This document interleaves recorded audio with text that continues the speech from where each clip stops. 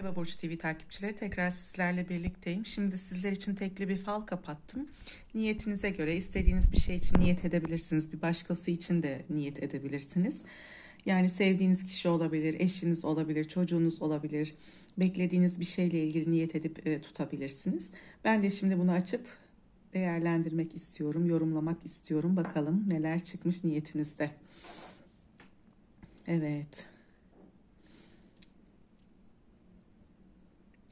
Buradan sanki sadece hayattan böyle kendisini çekmiş bir kişi gördüm. Hani sanki oturmuş kendini dinlendiriyor, kendiyle baş başa kalmış, birçok yara almış. Sanki sevdiği insanlardan, çevresindeki insanlardan yara almış bir kişi. O yüzden çevreden uzaklaşmış ve kendi başına kalmak istiyor. Bu şekilde düşünen bir kişi var. Bu siz misiniz ya da başka bir insan mı? Sadece şunu söylemek istiyorum. Çok parça parça olmuş yüreği bu insanın ve sanki bir yıldız var, sanki birden olacak büyük bir müjdeli bir haber, ışık saçacak bir haber. Bu kişiyi aydınlatacak, tekrar eski huzuruna kavuşturacak. Sadece sevdiği kişilerle arasındaki sorunlar ve problemler çok üst üste geldiği için kendisini tamamıyla dışarı atmış. Yani bir türlü bağlantı kurmadığı, sevdiği ailesiyle ilgili sorunlar yaşadığı için kendisini dışarı atmış. Bu şekilde sanki etrafındaki insanlara ceza veriyor diyebilirim. Yani şunu söylemek gerekirse, özellikle iki kişiyle yaşadığınız sorun, sıkıntı sizi hayattan sanki koparmış. Aldığınız yaralar, aldığınız darbeler, güvendiğiniz insanlardan aldığınız olumsuz etkenler, olumsuz tepkiler sizi hakikaten hayata küstürmüş gibi.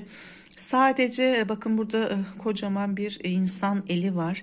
Hani sanki sizi karanlıktan çekecek, bu sıkıntıdan, bu sorunlardan, bu yaşamış olduğunuz belki de psikolojik bir durum. Yani tamamıyla kendinizi kapatmışsınız sanki, çünkü kimseyle görüşmüyorsunuz, konuşmuyorsunuz.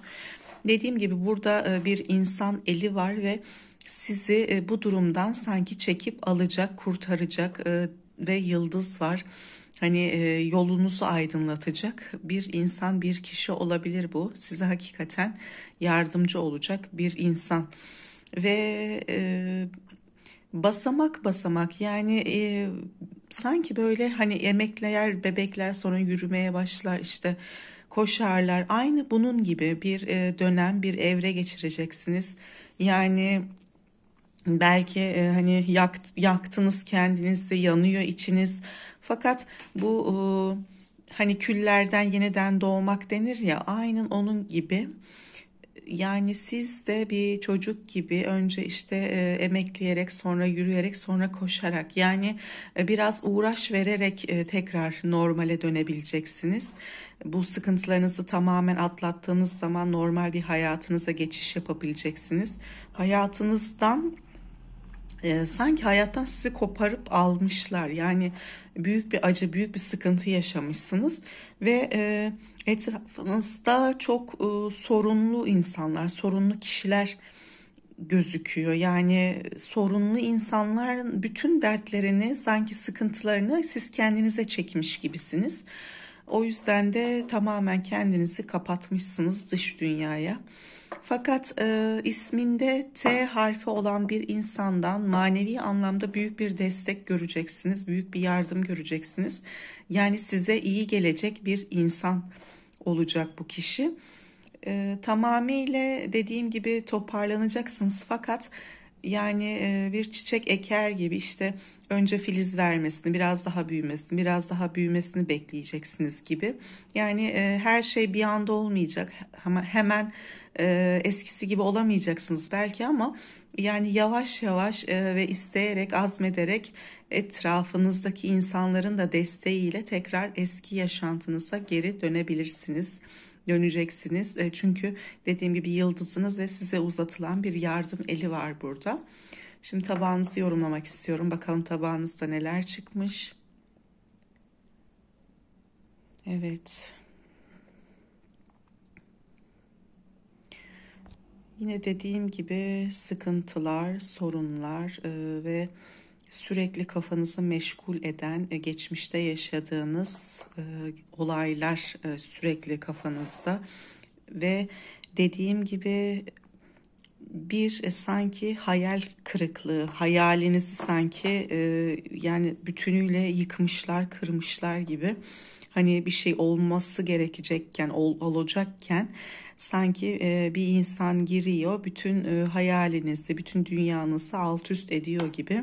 Hakikaten yaşadığınız acı ve sıkıntı çok yoğun ve sadece şanslı olduğunuz ve kendinizi iyi hissedeceğiniz bir şey söyleyebilirim. Etrafınızdaki insanların size yardımcı olacağı, çok güzel bir elin sizi bu karanlıktan söküp çıkaracağı, tekrar bir kalbiniz güzellikler için atacak, iyi şeyler için atacak. Yani sizin belki kalbinizi tamir edecek bir insan olacak hayatınızda. Belki böyle bir insan girecek hayatınıza. Tekrardan bütün umutlarınız yeşerecek, beklentileriniz olacak. Tekrar hayaller kuracaksınız. O yüzden şu anki yaşadığınız durum tamamıyla geçici bir durum, geçici bir dönem yaşıyorsunuz. Sadece inanın kafanızda eskiden yaşadığınız, sizi bu derece hayattan koparan olayla ilgili takılı kaldığınız için kendi benliğinizden sanki vazgeçmiş gibisiniz.